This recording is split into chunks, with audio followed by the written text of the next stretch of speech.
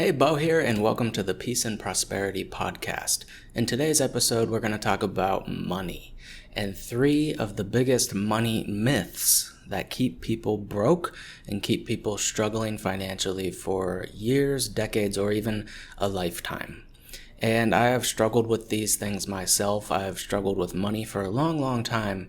And it took me a while to realize that a lot of my struggles were stemming from beliefs that I had adopted when I was a very young child and throughout my childhood. And these are unconscious beliefs in many cases. And we don't even realize how we're sabotaging ourselves with our beliefs about money.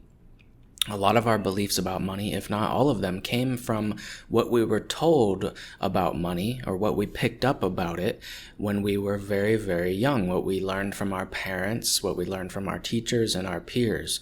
And the way the people around us talked about money influenced our beliefs about money, and it can influence your whole financial destiny. Just unconscious beliefs can literally keep you broke and struggling for an entire lifetime if you don't consciously change those beliefs. And this took me a long time to really figure out, but I grew up in a lower middle class family. I grew up with a single mother, and we never had a lot of money. And I always heard things like, money doesn't grow on trees, or how we can't afford that, or whatever. Or if I asked for money, it was like a big deal. And I always had this belief, I guess, as a child, that money is hard to come by. I have to deserve money. Otherwise, I'm not really worthy. I'm not worthy of money just because I am who I am. I have to somehow deserve it. That's kind of an unconscious belief I picked up, I think. Anyway, there's a lot of beliefs and a lot of stigma around the topic of money, and I want to help you bust some of these beliefs so that you can start prospering in your life and do it without shame or guilt. I think a lot of people, they try to make people feel guilty for wanting more money. And that's the first belief, or the first money myth that we're going to talk about, is that money is selfish, or wanting more money is selfish. If you want more money, you're selfish. That's sort of the unconscious paradigm that a lot of people are living under. So I think we need to break this stigma that being selfish is somehow bad or wrong. Being selfish is kind of human nature. I mean, we're all selfish in a sense. We all look out for ourselves first and foremost. We all want happiness and success and freedom, and we want these things. Some people want these things and they're willing to hurt others in order to get them. And that's one type of selfishness, where you will try to get what you want even if it hurts other people. But there's another type of selfishness, and that is, I will get what I want, but I'm willing to help others or serve the world in some way in order to get what I want. So I'm willing to create a win-win situation. I'm willing to give in order to receive. That's another type of selfishness, and that type of selfishness is actually good for the world. It's good to be motivated to give, even if you're only giving in order to receive. Because what I found is that eventually, if you understand that law of the universe, that the law of compensation, that you have to give in order to receive, in the beginning, that might motivate you to find a way you can provide value to the world. And in the beginning, you're doing it for a selfish reason. You're doing it because you want more for yourself. You think you have to create something in order to give, in order to receive, right? So in the beginning, your motive is sort of selfish. But what I've found is that over time, as you continue to give and give and give, and as your needs are starting to be met, and you're starting to realize that you will be provided for abundantly as long as you keep giving, eventually you reach a point where you're no longer motivated by the receiving. You're no longer motivated by getting, and then you start to find the joy in giving. And it becomes more enjoyable to give than it is to receive. But oftentimes it starts with the selfish motive. You're giving in order to receive. But eventually that turns into giving for the sake of giving, because you realize that you are provided for and that you don't have to worry about getting the things you want or need. The things you want and need just start coming to you because you're focused on giving. And that's when the joy arises, when you realize that you don't have to think about getting. You can let go of the selfish desire and start just focusing on giving. So selfish desire can transform into selfless desire, but it starts with the selfish desire, right? It starts with wanting more for yourself. And I want you to see that there's nothing wrong with wanting more for yourself. This leads us to the second big money myth, and that is that if you have more, it means others have less. If you have a bigger piece of the pie, that means that there's less of the pie to go around for everyone else, right? So if you have more money, it means the whole world collectively has less of a resource, less money. There's less money to go around for everyone else if you have more money, okay? But this belief just stems from a very widely held belief or misunderstanding about what money is and how it works. Money is not it's not a finite resource. Money is not finite. It's not limited. Money grows. Wealth grows over time as more value is provided by people, as technology advances, as we become wiser and more evolved as a species. Wealth grows. Eventually, we can reach a point where everyone has an abundance of wealth. Everyone has an abundance of resources. There's not a limited amount. In the physical sense, there might be, but money is more like an energy. Money is an idea in the mind of man, and man creates money.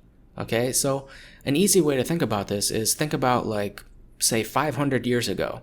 Do you think that there was more money circulating in the year 1500, or do you think there's more money circulating in the world today? Obviously, there's more money circulating today. There's more people. If money was finite and limited, that means as the population grows, that means every single person would get a less and less portion, a decreased portion of that overall wealth, of that overall pie, right? But that's obviously not the case. As the population grows, more wealth is created, more money is created. And it's not just like, you got to think of money as like an energy or an invisible thing. Money is not just dollar bills, it's not like there's a finite supply of dollar bills to go around. Money is an energy, and money can be created by creating value. If you create value for the world, then you will create more wealth for the world, and money will be created in order to sustain that value in the world. So if everyone starts creating more value for the world, everyone will start becoming more wealthy, and more money will be created in order to provide that wealth, or sustain that wealth, sustain that increase in wealth overall for everyone. So the more money you have doesn't mean that others have to have less. It is really an individual choice. If everyone made up in their minds that they were going to start providing massive amounts of value for the world, then everyone would eventually become wealthy. It's not like the pie would just get evenly split amongst everyone and everyone would get an equal amount. No, the money would come in proportion to the value you provided, and more money would be created for more value being created. So the more money you have, the more freedom you have to create value for the world. You can create more, you can give more, you can contribute to more causes, you can give to people who you believe deserve the money. You can support businesses that you think are doing good for the world, and you can choose to not give your money to businesses that aren't doing good for the world. So you can funnel your resources into things that improve the world, and that increases the well-being and the wealth of everyone. So money is not limited. It's not finite. The more you have doesn't mean the less others have. So you're not taking away from the starving children in Africa just because you choose to make a lot of money. In fact, how are you going to help those people if you don't have anything? If you can only provide for yourself, or even barely provide for yourself, how are you even going to come close to doing anything for the starving kids in Africa, right? If you really want to help the starving kids in Africa, if that's one of the things at the top of your priority list, then why are you not getting wealthy? Why are you not trying to be rich? Because that's one of the ways you can help those people in Africa. That's one of the simplest and most straightforward ways you can help the people in Africa. You could sit at home and you could pray for them, and that has an impact, I believe. But you could also make $1 million and donate that and to some cause that maybe, some charity that builds schools for people in Africa, that funds their education. Because I believe that education is one of the most important things, and that's where true change happens, is through awareness and education and knowledge. That's how we can lift certain people out of poverty. It's by educating them. That's what I believe. So I know that when I'm rich someday, I'm going to be donating to education. I'm going to be building schools for less privileged people and helping them get an education. That's the one way that I want to give. But how can I do that if I'm poor and I'm stuck in this belief that says wanting more is selfish, and if I have more, that means others have less? If I'm stuck in that belief, then I'm not doing anyone any good. I'm not serving myself, I'm not serving my family, and I'm not serving the world. Okay, so if you're a good person, you will do good things with your money. Money is an amplifier. Money doesn't change you. It just gives you more freedom to do what you would already do anyway. So if you're a generous person, you're a good-hearted person, if you have lots of money, you're going to do good things with that money. You're going to be very generous with that money. You're not going to hoard it. You're not going to give it to people that don't deserve it. If you're a good person, you're going to do good with your money. If you're a bad person and selfish, then you're not going to do good with your money, and you shouldn't get rich. Okay, so I want to see all the good-hearted, compassionate, kind people get rich. I want to see those people making fortunes for themselves, because those are the people that are going to change the world. Those are the people that are going to funnel that money and those resources into the areas of the world that need it, into the things that need that support, need that financial support. Okay, so good people need to get rich. If you're a good-hearted, kind person, then by all means, go make a lot of money and learn how to make a lot of money. I don't think there's anything wrong with that. And there's nothing wrong with choosing not to make a lot of money either. You can go either way, and I'm not going to judge anyone for what they desire. I don't think it really matters that much in the grand scheme of things, but I think if you're here on this earth and you want to live with a sense of purpose and meaning, and you want to contribute to the world and people around you, then having more money is definitely going to help you in many ways. So there's nothing wrong with making lots of money, okay? We have to get that through our head. And I've struggled with this belief for a long time. I've had this unconscious belief that if I make more money, that it's somehow selfish. It's selfish to want more. It's selfish to try to earn more money.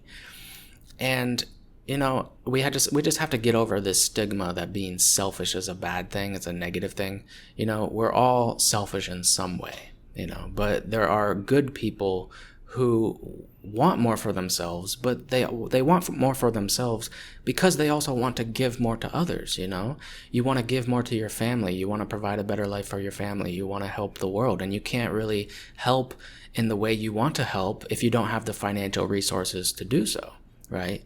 So go out and get rich and stop feeling guilty about it. Stop feeling ashamed for wanting more money. There's nothing wrong with it, okay? There's nothing wrong with it as long as your intention is pure, and as long as you know that you will do good with that money. If you know deep in your heart that you're a good person and you will do good with that money, then go earn it and stop apologizing for it. Stop feeling ashamed. Stop feeling guilty for it. Okay, that's what I would tell myself, and that's why I'm telling you that, because this is the message that I need to hear. So I just want you to hear it as well, because maybe that's what you need to hear right now. Stop feeling apologetic. Stop being apologetic. Stop feeling ashamed or guilty for wanting more for yourself. It's okay. All right. So the third one, the third big money myth that I want to talk about is the myth that in order to make more money, you have to work harder or you have to work more hours, right? How are you going to get more money? Well, there's a few ways, right? There's working more hours. You could work 80 hours a week instead of 40 and you'll double your money, right? But is that any way to live? I don't think so. I don't think we're put here just to work, I think even 40 hours of work a week is already more than enough. My ideal work week, like the amount of hours I work that feels good to me, is about 20 to 30 hours per week. And fortunately, I have that freedom to be able to do that. So I can choose my own hours and I can choose how many hours I work. And I find myself just naturally working about 6 hours a day, 4 to 5 days a week. So 20 to 30 hours a week. And I think that's a good thing to aim for. So I don't think working more is the answer. You could also get a different job. You could get a raise and make more money, make a higher hourly rate. And that's another way to make more money. But doing it in this way limits you in so many ways because your time is limited, right? You only have so many hours, and there's only so many jobs that are going to pay you a very high hourly rate, and you might not have that opportunity. You might get a 5% raise or something, but you're not going to go from like $20 an hour to $1,000 an hour, right? You're not going to go from $20 to $30 an hour even. That would be a huge raise. So most people are stuck making a certain amount of money, and they can't get wealthy. They can't become wealthy if they stay in their current job and they keep earning money in the same way that they're earning it. So the way to break out of that trap is to start finding ways to get paid not for your time, but get paid for the value you create. So leverage your knowledge or your experience or your skill, leverage it in a way that separates your time from it and allows you to earn independent of your time. So an example of this is creating a product of some kind that can be sold on the internet. So let's say you have an e-commerce company and let's just say you sell t-shirts, right? So you have to think of the idea for the t-shirt. You have to come up with a good idea, a shirt that people are going to want to wear, let's say.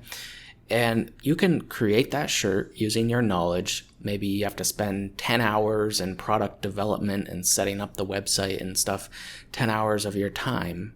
But after that, you have a product that can be sold literally millions of times. So if you can find a way to get that product out to millions of people, you can make millions of dollars if millions of people buy your t-shirt, right?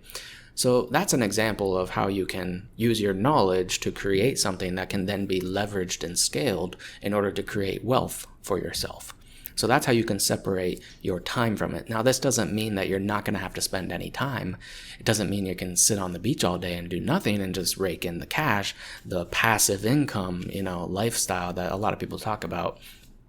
There are ways to make passive income, but it's never truly passive. It always requires some level of maintenance. So I don't think people should chase passive income, but I do think you should chase leveraged income. Learn how to leverage your own knowledge, your own experience, leverage other people, get other people to do some of the work for you, outsourcing, that kind of thing.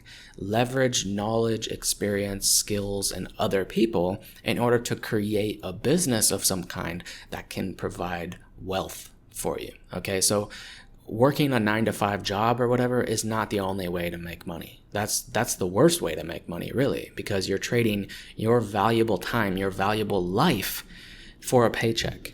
And I think there are much better ways to make money, much easier ways.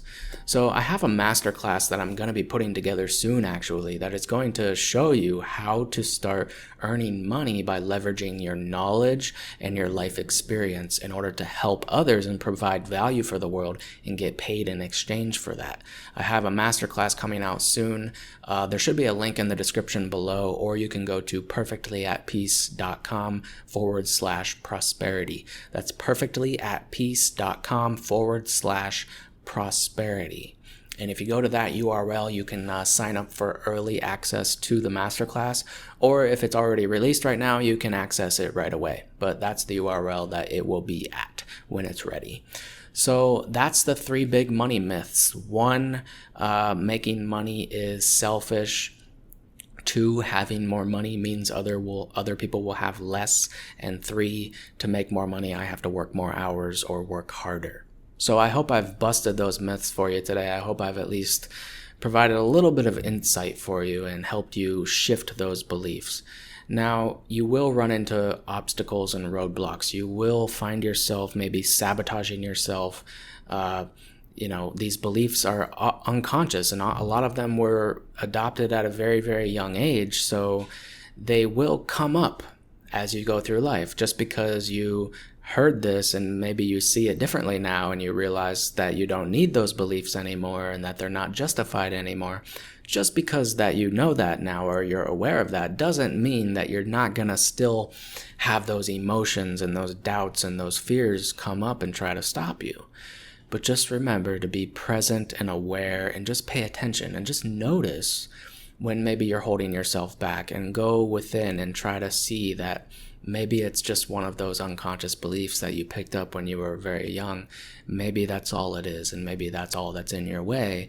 And maybe you can just gently release that belief, release that feeling, and move forward in spite of it. And realize that you don't have to buy into lack or fear or shame or guilt or self-doubt, that you don't need any of those emotions and they're not really serving you.